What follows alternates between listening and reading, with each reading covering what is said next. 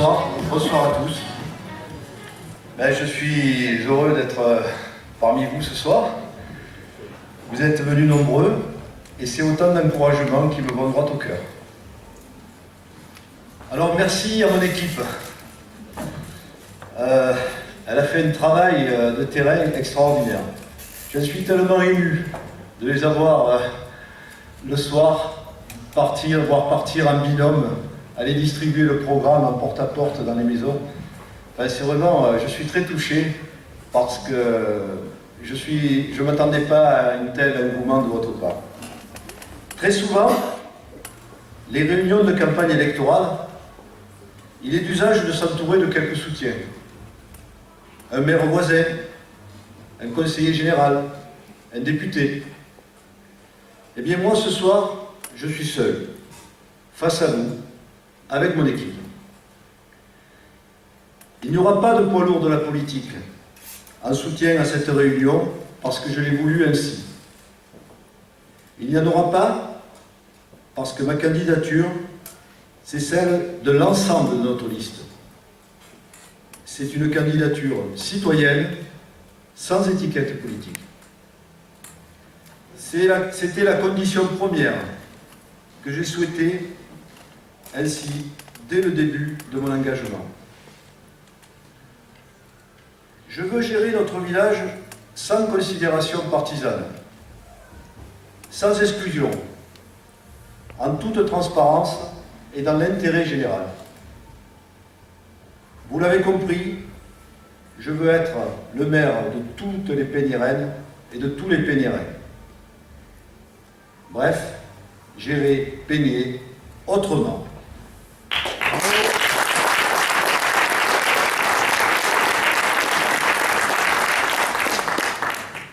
Des poids lourds de la politique, il n'y en aura pas ce soir, parce que c'est avec vous que j'ai rendez-vous, chers habitants de Pénier.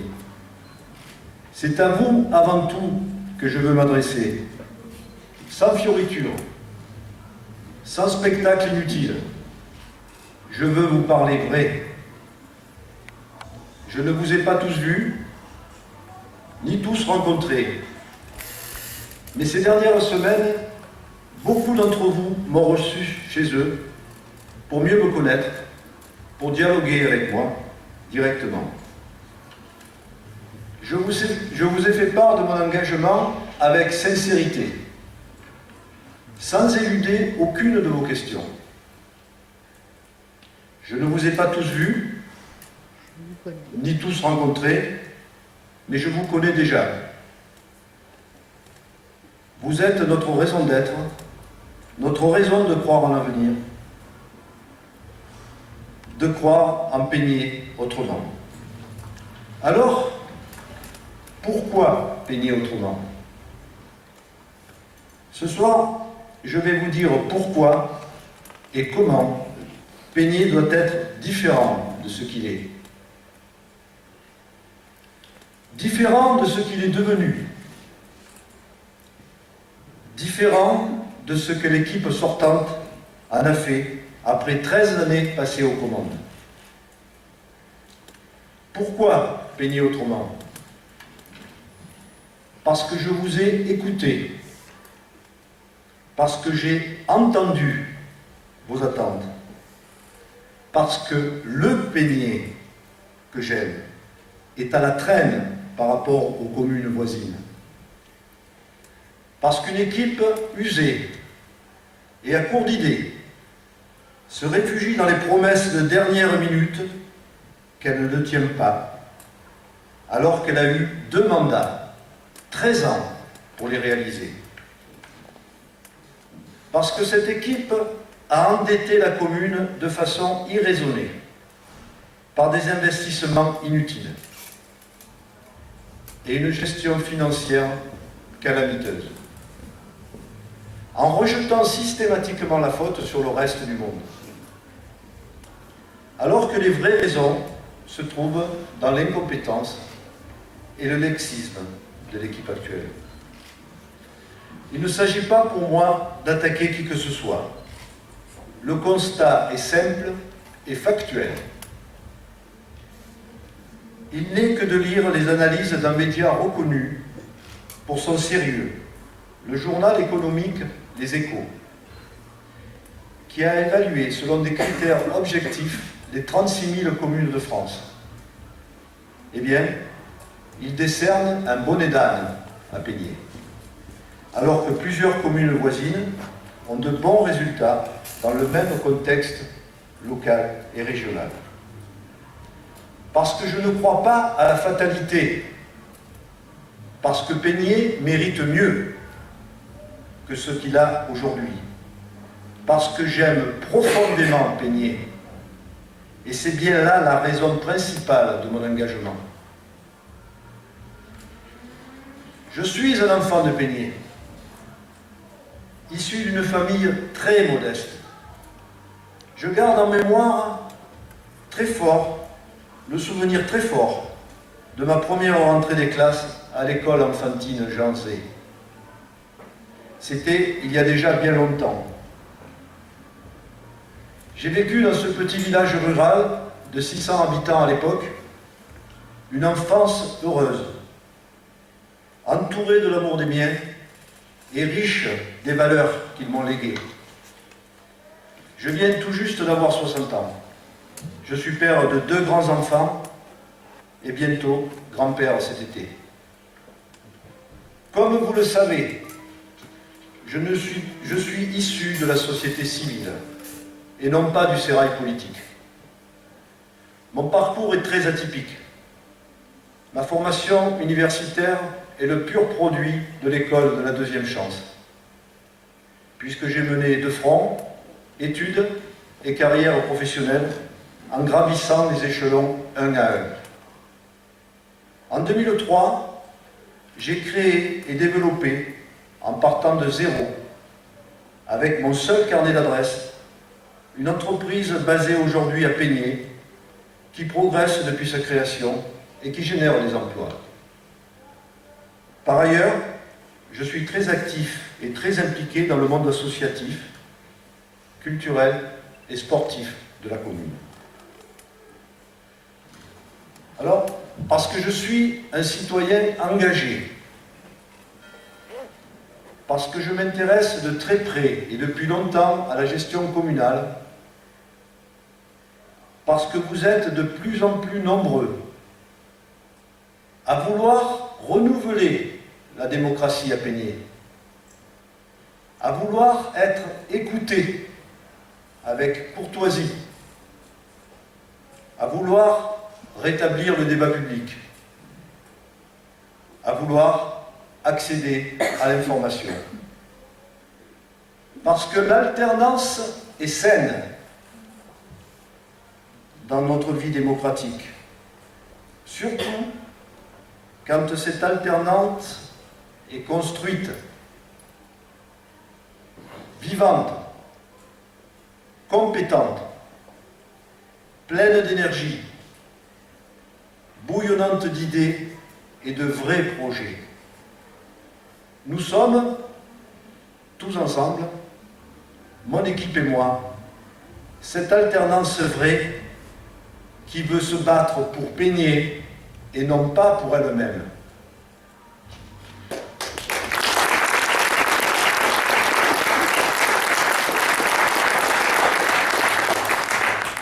Alors me direz-vous, comment on va procéder? Un homme, une équipe, le message délivré par mon affiche officielle de campagne est clair. Vous l'aurez compris, je n'entends pas monopoliser à moi tout seul la gestion de la commune. Nous sommes tous des Peignérennes et des Peignérains, anciens qui portent la mémoire de Peigné, comme Magali Guérard,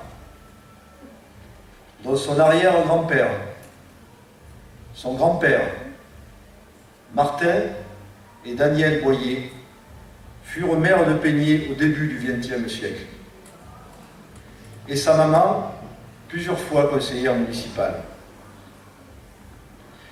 Mais il y a aussi les jeunes, les nouveaux, qui insufflent un sang neuf et apportent un regard moderne et constructif. Nous formons une équipe de sensibilités diverses qui représente les habitants du village, des hameaux, issus de toutes les couches du milieu social. Beaucoup d'entre nous sont impliqués dans le milieu associatif, chacun débordant de compétences. Plusieurs d'entre nous ont une expérience municipale. Peigné, nous le construirons autrement, c'est-à-dire avec vous, dans la concertation, dans la consultation. Fini les décisions en petits comités, les solutions imposées, les accords tacites. L'écoute de vos attentes sera la base des projets que nous élaborerons ensemble. Et nous vous présenterons nos choix. Peigné, l'avenir de Peigné, nous le construirons dans la démocratie.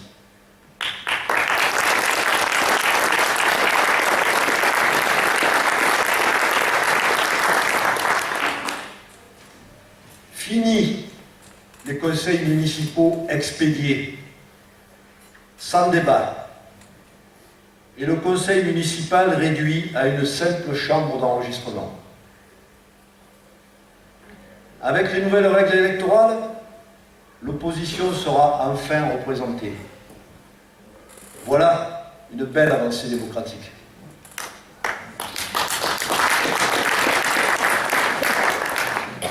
Le conseil municipal sera rétabli dans le rôle central qu'il joue dans la démocratie locale et le débat public, y compris dans le dialogue avec l'opposition.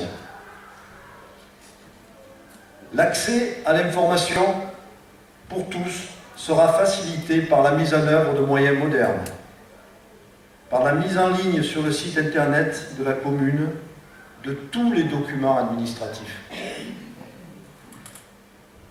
dans le simple but de faciliter la vie du citoyen. Alors, j'ai les valeurs républicaines chevillées au corps. Aussi, à Peigné, nous respecterons les lois de la République. Voici les thèmes principaux que je vais aborder ce soir. Nous ferons entendre notre voix pour défendre les intérêts de Peigné au sein de la métropole. Soucieux de l'avenir de notre jeunesse, nous appliquerons la réforme Peillon. Nous mettrons un terme au feuilleton du PLU de Peigné, qui dure déjà depuis trop longtemps. Nous rétablirons une gestion saine des finances de la commune au profit des habitants sans augmenter les impôts. Nous rétablirons le débat public sur les projets. Nous travaillerons à rétablir la confiance entre les habitants et les élus. Alors, parlons-en de la métropole. Le sujet, je disais bonjour à une personne en arrivant tout à l'heure, et déjà on m'a interpellé sur la métropole. Alors, la métropole inquiète les Pégnérins, et c'est bien normal. C'est un grand changement. On peut faire des effets de manche en disant qu'on est contre, qu'on ne veut pas y entrer, qu'on veut l'appliquer à géométrie variable. Les transports, je prends. Le droit au sol, je laisse. Évidemment, cette position est intenable. Pourquoi ne pas décider que Peigné n'est plus dans les Bouches-du-Rhône, ou ne fait plus partie de la région PACA, après tout? Un peu de sérieux. Revenons sur terre.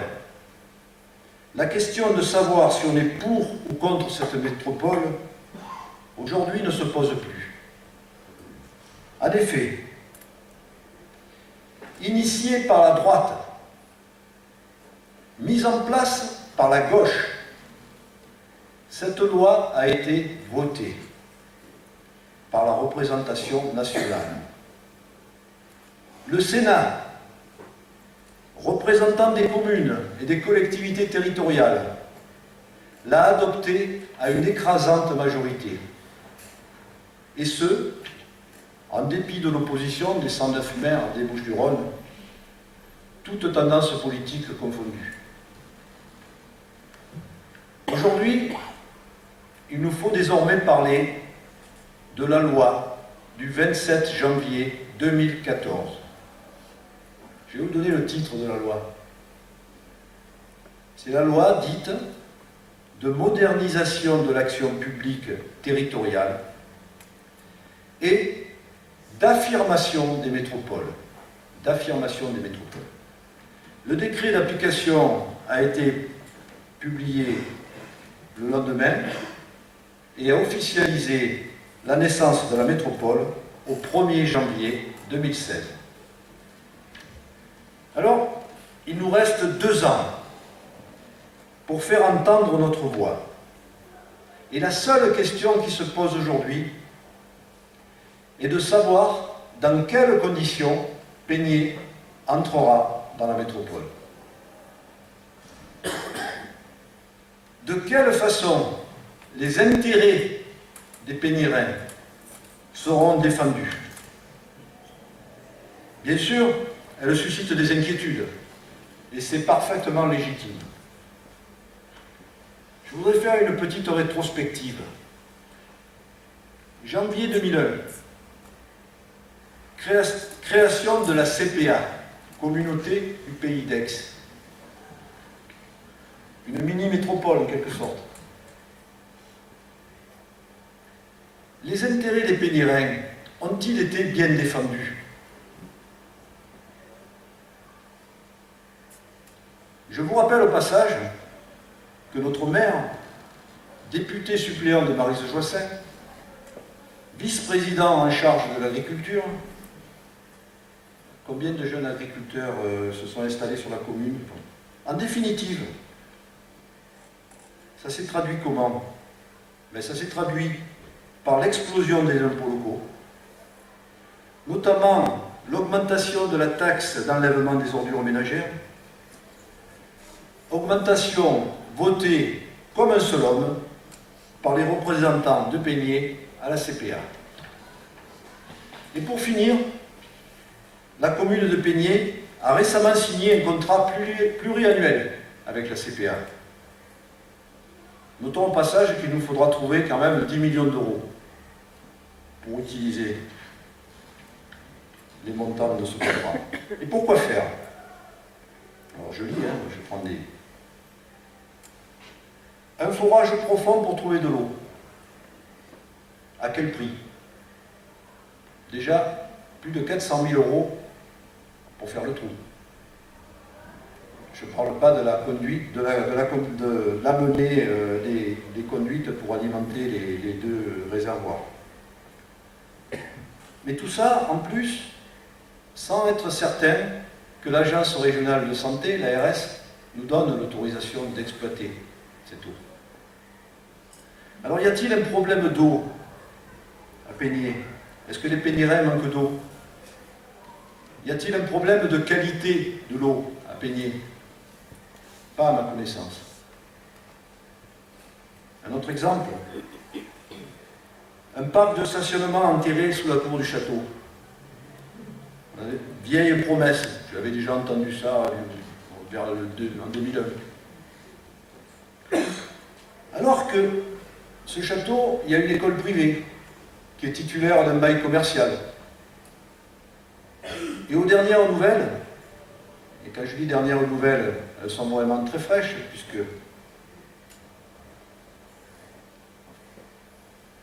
on l'a vu il n'y a pas longtemps.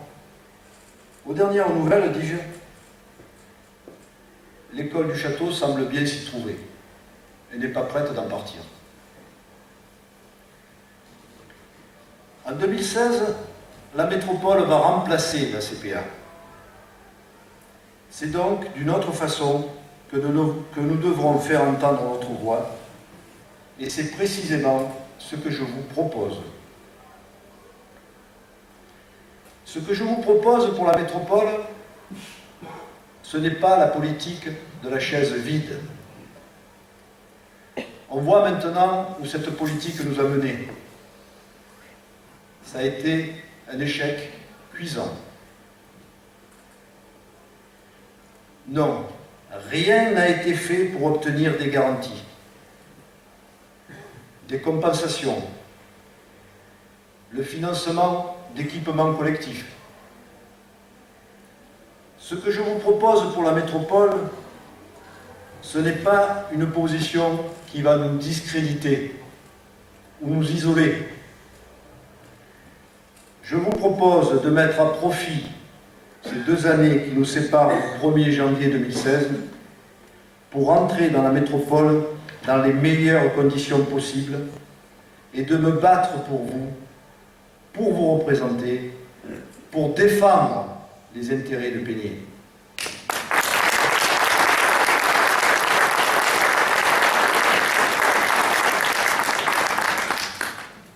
Le renoncement n'est pas dans ma nature. J'irai au combat pour vous. Ce que je vous propose, c'est de faire front avec nos voisins de la Haute-Vallée de l'Arc pour défendre nos intérêts communs et de faire en sorte que cette métropole soit bénéfique pour nous. Par exemple, en matière de transport, qui sera l'une des compétences de la future métropole. Pensez à tous ceux qui passent des heures dans les embouteillages le matin pour aller travailler, car tout le monde n'a pas la chance de travailler à Peigné.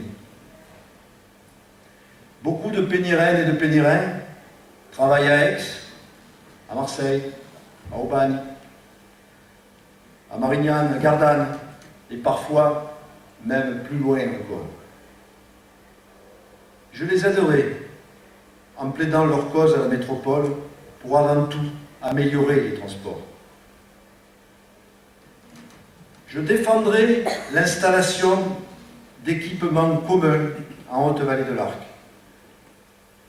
Il n'est pas normal qu'Aix ou Marseille centralisent tous les équipements en matière d'éducation, de culture ou de santé. Et pour ce qui est des impôts, parce que je serai quelqu'un de réellement engagé dans la métropole, je ferai valoir la non-augmentation de la fiscalité locale. Je me battrai pied à pied pour ceci. Je ne reproduirai pas les erreurs de l'équipe sortante.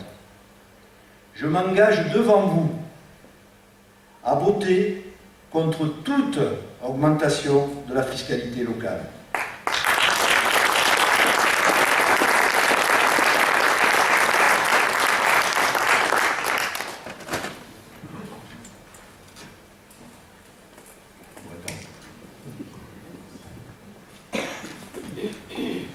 Ce soir, je veux vous parler également éducation, de l'éducation et des écoles. Vous le savez sans doute, la rentrée 2014 sera marquée par la mise en place de la réforme Peillon.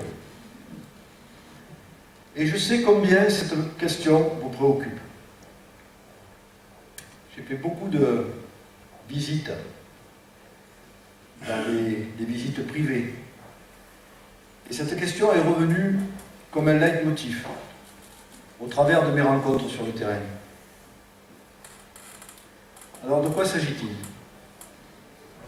Cette réforme consiste à raccourcir de 45 minutes la journée de classe, qui se terminera donc à 15h45, et de rajouter une demi-journée de plus pour organiser des activités périscolaires l'après-midi. L'organisation de ces activités périscolaires sera à la charge de la commune.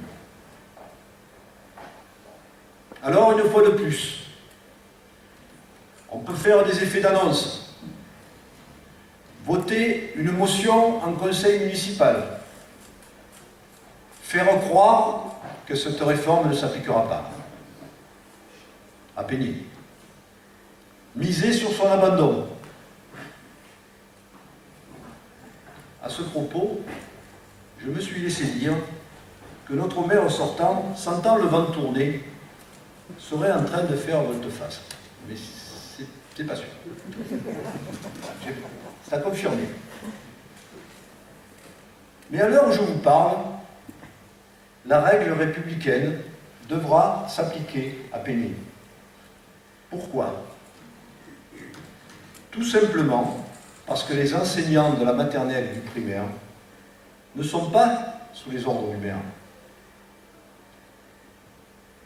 Mais c'est le recteur d'académie qui fixe, entre autres, leurs horaires de travail.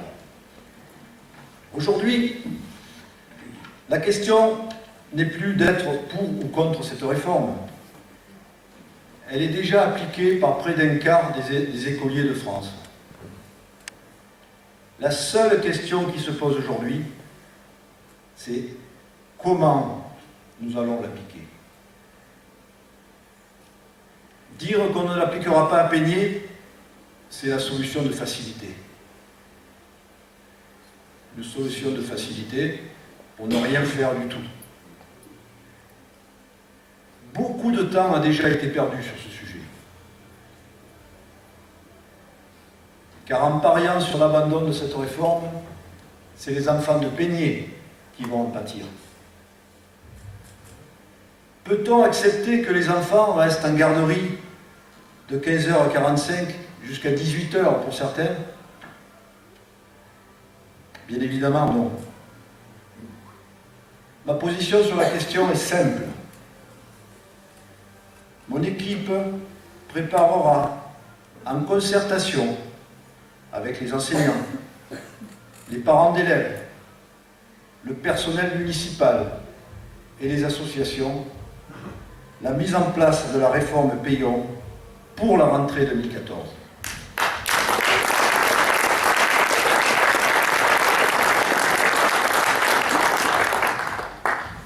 Cette réforme, je la ferai sans augmentation d'impôts. Elle sera en partie financée par l'État et en partie par la commune. Parce que l'éducation et l'enfance sont une de nos priorités. Pour la partie communale, par des économies sur d'autres postes, comme par exemple le contentieux, qui nous coûte 600 000 € par an. Alors on peut en faire des choses avec 600 000 €. La mise en place de cette réforme, je vous l'assure, ce n'est pas la solution de facilité. C'est un travail considérable qui nous attend. Mais nous sommes totalement prêts à l'assumer prioritairement, dès le lendemain de notre élection. Alors comment? Parce qu'on m'a posé la question dans les réunions. On m'a dit, mais comment vous allez vous y prendre? Eh bien, tout d'abord en partenariat avec le prestataire socio-éducatif. Vous savez qu'il y a un prestataire socio-éducatif dans la commune. Je ne vais pas rentrer dans les détails, ça va nous amener trop loin, mais enfin, l'IFAC, actuellement, en mettant également à contribution les associations sportives, culturelles du village. Et il n'en manque pas. En impliquant le service municipal de la bibliothèque. Et pour finir, nous solliciterons les enseignants volontaires pour l'aide aux devoirs. Voilà pour tous ces projets. Mais si entre-temps la réforme est abrogée ou reportée, ben nous en prendrons acte. Mais au moins, nous serons prêts. Je ne ferai courir aucun risque aux enfants. Mon souci majeur, c'est qu'ils soient heureux et épanouis à Peigné. Il est de notre devoir de ne pas leur faire payer le prix des combats politiciens qui ne les concernent nullement.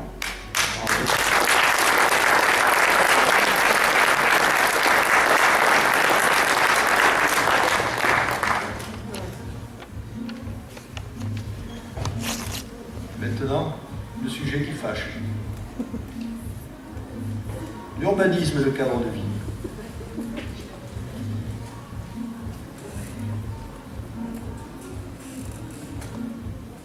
Alors nous mettrons un terme interminable à la saga du PLU de Peigné.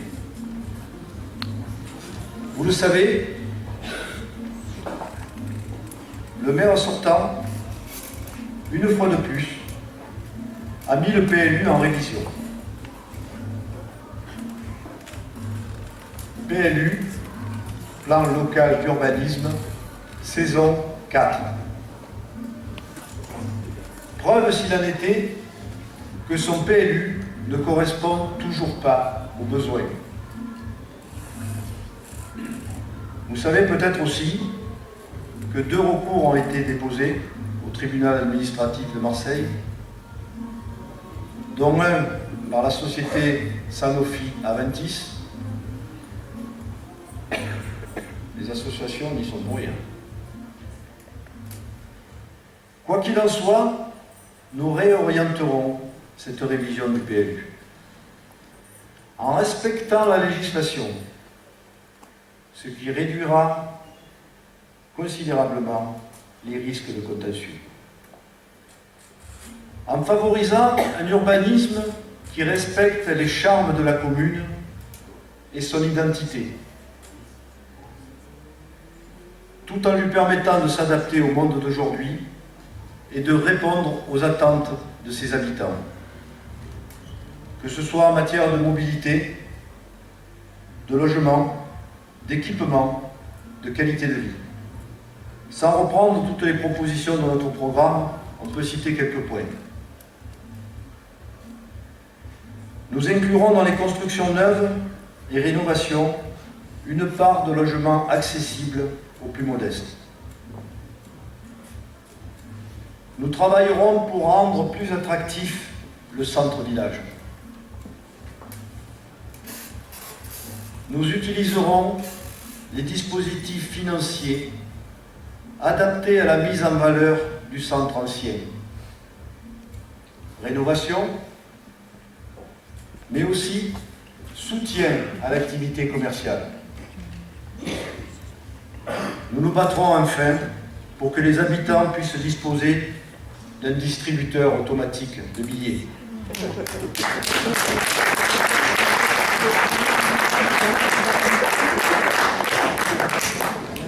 Nous réserverons des espaces pour accueillir les équipements publics et privilégier les zones de rencontre entre les habitants. Cheminement piétonnier, placettes, jeux pour enfants. Nous aurons à cœur d'entretenir régulièrement, et pas seulement en année électorale, les quartiers de la commune.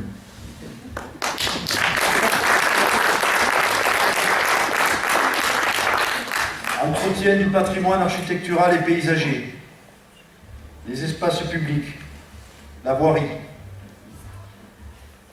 Nous aurons aussi à mettre en conformité le raccordement au tout à l'égout de certains secteurs. Ça aussi, c'est quelque chose qui est très souvent revenu dans les contacts que j'ai eus avec la population. Je citerai Chemin de Marseille, Chemin du Bouquet, le raccordement Beaulieu-la-Cornérelle. La liste pourrait être longue. Alors, les finances. et les finances, me direz-vous. Pour parler un petit peu le nerf de la guerre. Ces finances vont-elles aussi bien que ce qu'on voudrait nous le faire croire?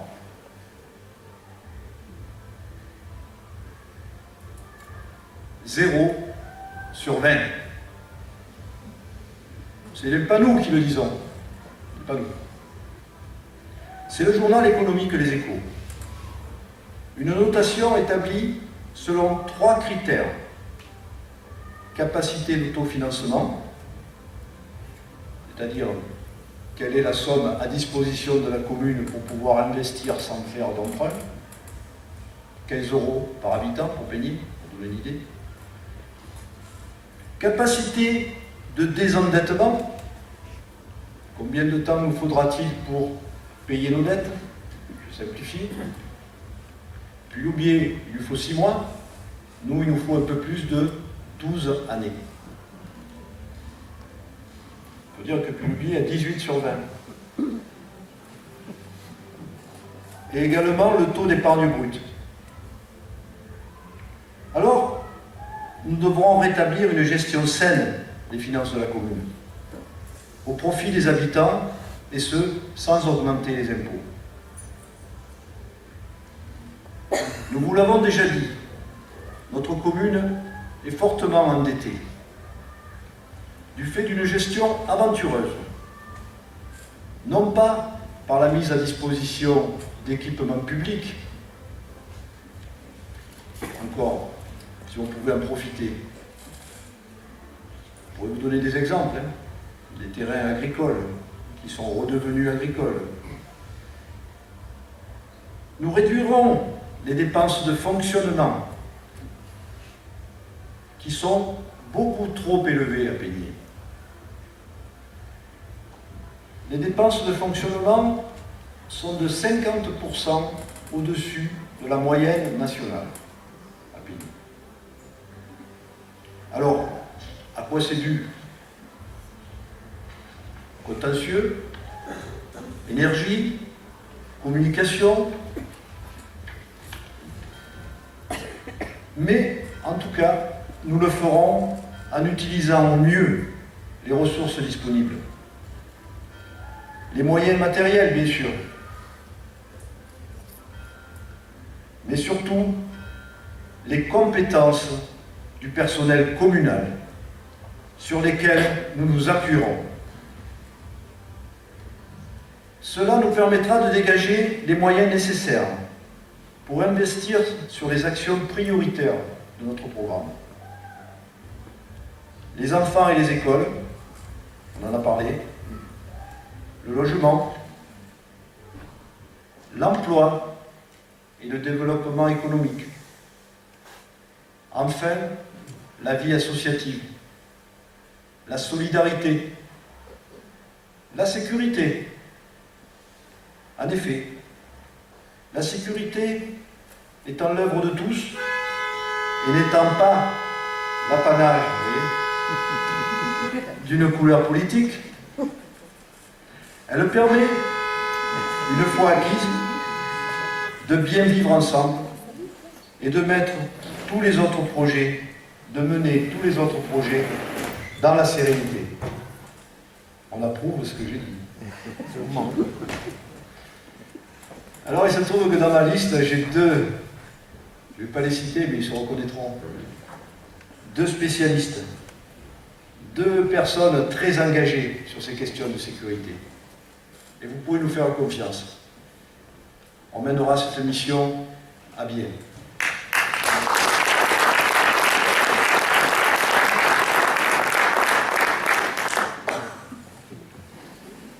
Nous nous engageons formellement à ne pas augmenter la part communale des impôts locaux. Celle que nous maîtrisons. La taxe d'habitation, la taxe foncière sur le bâti, pendant toute notre mandature.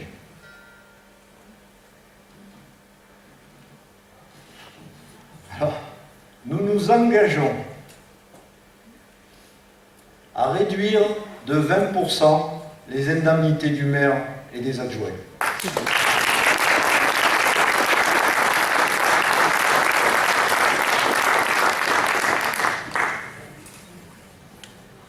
Ce geste fort, dans un contexte difficile pour la commune, nous permettra par exemple,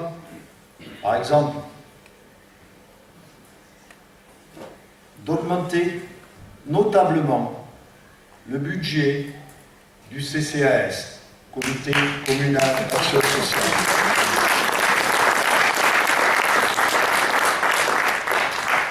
Aujourd'hui, 1 € par habitant de Peigné.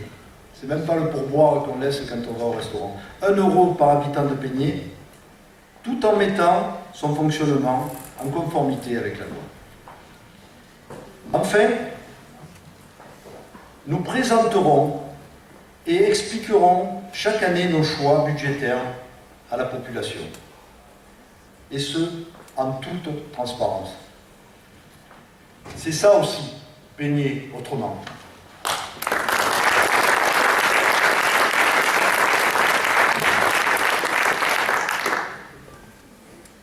S'agissant du renouveau démocratique,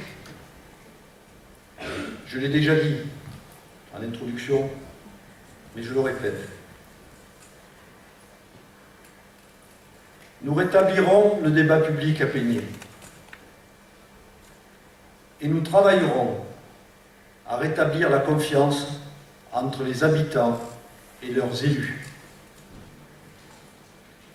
Il est impensable, dans une commune comme Peigné, qu'il n'y ait aucune information sérieuse ni concertation digne de ce nom en amont, c'est-à-dire avant que les projets ne soient ficelés.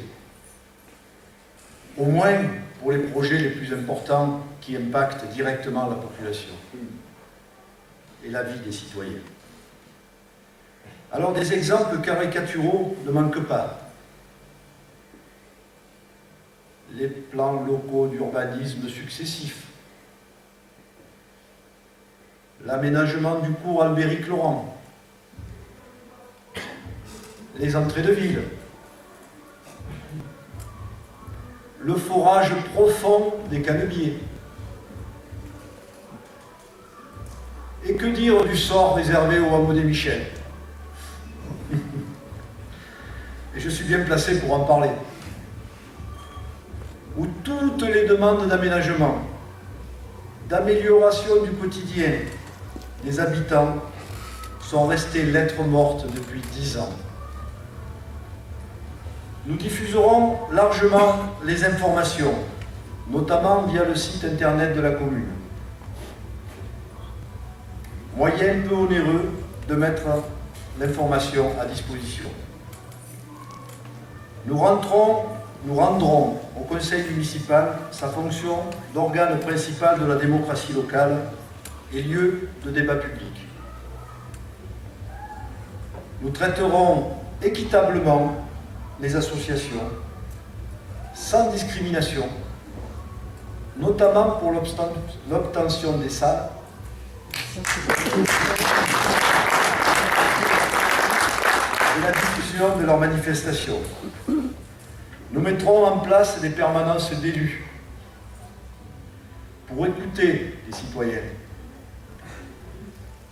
Enfin, nous n'entrerons pas en situation de conflit d'intérêts, en nous interdisant de traiter directement d'affaires commerciales avec la commune ou de répondre à toute consultation lorsque nous aurons des intérêts dans une entreprise pouvant y répondre. En clair, je ne travaillerai jamais avec la commune de Peigné, avec mon entreprise, pour vous donner un exemple. C'est pour cela que nous avons signé la charte éthique des élus proposée par Anticor. Chacun peut se la procurer. Nous mettrons en œuvre ces bonnes pratiques, peu coûteuses, et qui permettront de conduire les affaires municipales avec plus de transparence, de sérénité et d'efficacité dans l'intérêt des Peignérains.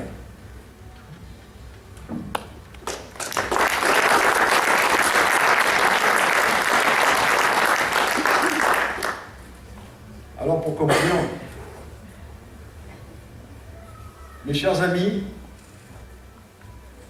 dimanche prochain, nous serons à la croisée des chemins. Vous allez devoir choisir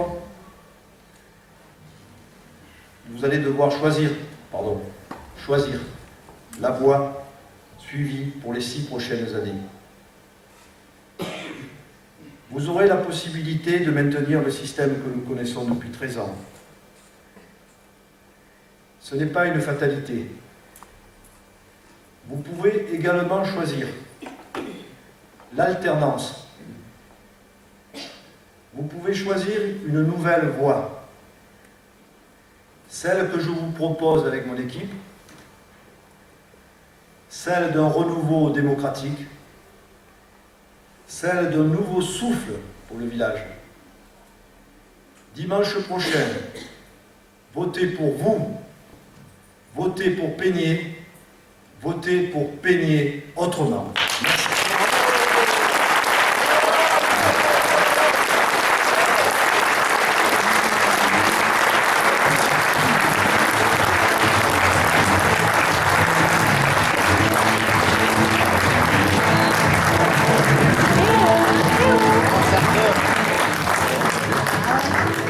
Alors je vais appeler mon équipe qui va monter sur la scène pour venir m'entourer.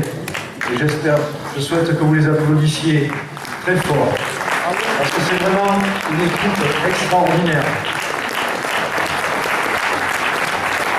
Je les remercie du fond du cœur.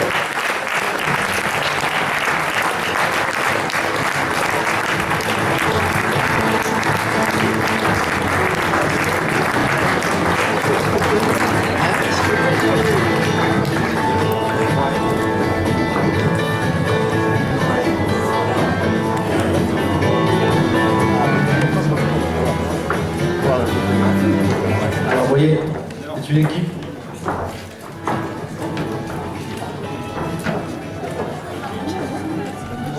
Et pouvoir le pays. Ah oui. Sur le visage. Alors mon équipe, bien que je la soutiens, et comme elle m'a soutenu, on a été on a eu des périodes, des semaines difficiles, une campagne électorale, c'est usant, on l'a fait avec entrain, et ce soir je suis vraiment heureux, parce que c'est une aventure extraordinaire. J'ai fait des rencontres avec cette équipe, des personnes que je n'aurais peut-être jamais rencontrées. Et je suis vraiment très fier d'être entouré de ces 22 colistiers que vous avez autour de moi. Merci de les applaudir très fort.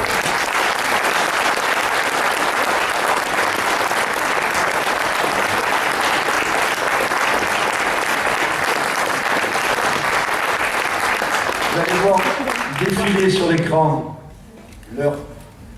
ils vont se présenter sur l'écran. Vous allez voir un défilé des CD. Vous l'avez vu tout à l'heure en arrivant. Voilà. En tout cas, je vous remercie encore une fois d'être venus si nombreux. Je vous invite de tout cœur à boire avec nous et de partager un moment le verre de l'amitié. Merci.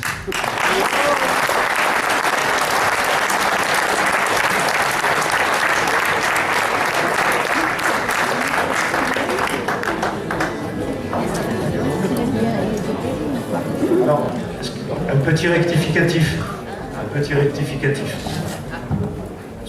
Emporté par mon élan, je vous ai parlé tout à l'heure de 600 000 € de contentieux. Je fais une erreur, Émilie. C'était sur 10 ans. C'était sur 10 ans. C'est 60 000 € par an. Vous auriez de vous-même rectifié. Merci. Ça fait pas mal quand même.